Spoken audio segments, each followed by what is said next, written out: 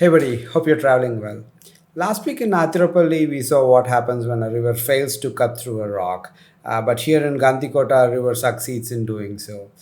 This is the story of Penna, a river that's the lifeline of Andhra Pradesh, that irrigates tens of thousands of hectares of agricultural land and quenches the thirst of millions in Andhra. As you can see in the aerial view, the Penna and Gandikota cuts through a sedimentary hill, forming a grand canyon. The Eastern Ghats aren't a jam-packed chain of mountains like the Western Ghats. They are broken chain of short hills. The Eastern Ghats are way older than their Western counterparts, with an age taking them back to the Archean Eon, which is something like 4 billion years. That's even before the first life walked on this planet.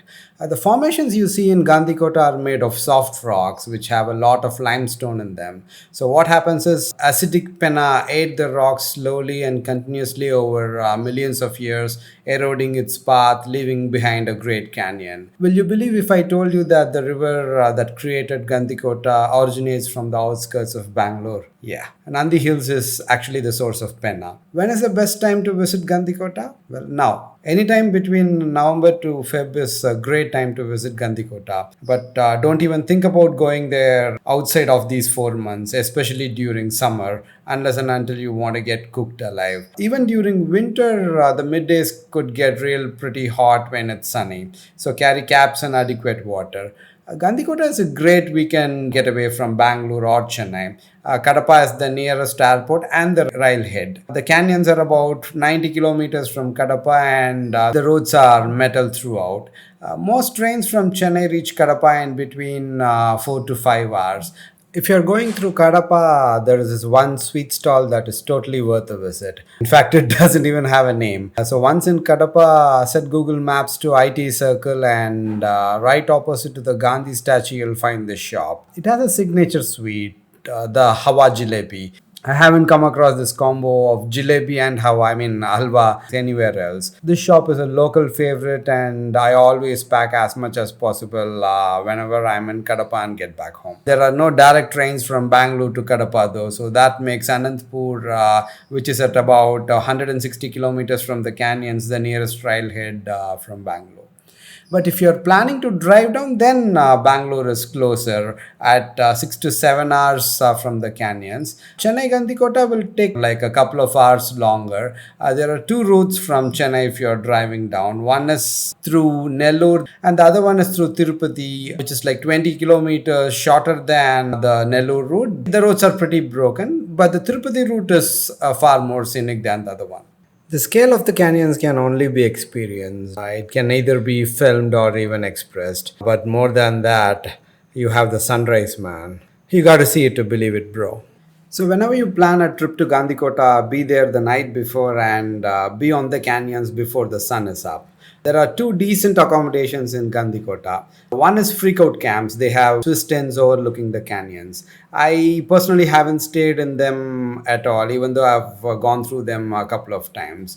Because whenever I've called them to pre book, they were non responsive. I wouldn't trust a property that doesn't respond in the first place. The other one is Harita Resort. It's an Andhra Pradesh tourism department run property. I don't expect anything real fancy. It's got ample parking space and space to go around.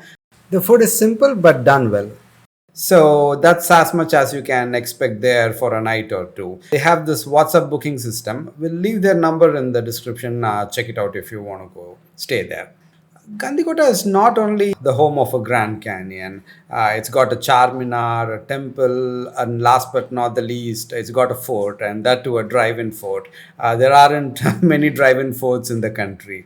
At the left end of the fort is the village, and then the Charminar. So that's as far as you can go in a car. The rest can be done only on foot.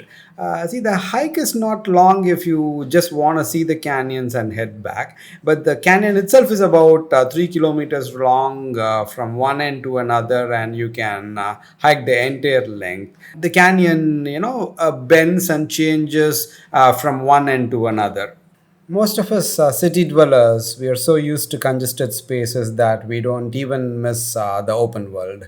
Inside the labyrinth of our cities, we don't get to see infinite horizons at all. Forget about land. A lot of us don't even see wide open skies most of the time. In addition to canyons, forts, and other archaeological attractions, Gandikota also offers wide open spaces and horizons. Gandikota itself is a highland plateau, not too tall like a hilltop or a mountain, but high enough to throw the horizons wide and far open. Seemingly endless skies, land, and water.